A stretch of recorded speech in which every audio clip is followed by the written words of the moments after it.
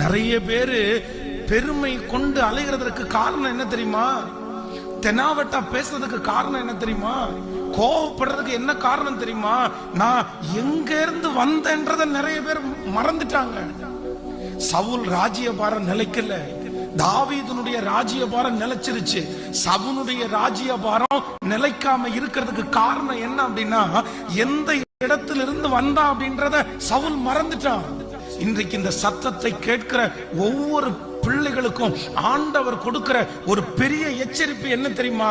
Brother, பெருமேன்னு ஒண்ணு உங்களுக்கு வந்துருச்சுன்னா, சிஸ்டர், பெருமேன்னு ஒண்ணு உங்களுக்கு வந்துருச்சுன்னா நீங்க வெறுமை ஆயிருவீங்க. உங்க பேச்சுல தாழ்மை இருக்கணும், உங்க பார்வையில தாழ்மை இருக்கணும்.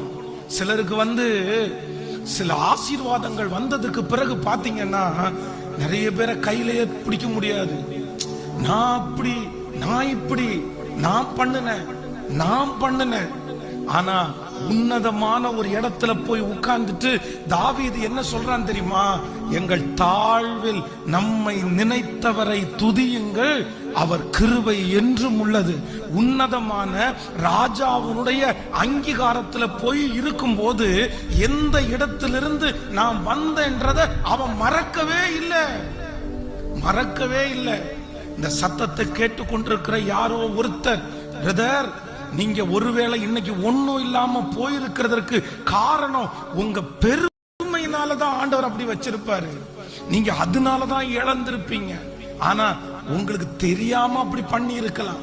பரவாயில்ல, இன்னைக்கு ஆண்டவர் என் நிமித்தமா உங்களை எச்சரிக்கிறார்னு நினைச்சுக்குங்க. நீங்க தாழ்மைப்படுங்க, நீங்க சாஷ்டாங்கமா கர்த்தர் சமூகத்துல விழுங்க, நீங்க போய் கர்த்தரிடத்துல விழுங்க.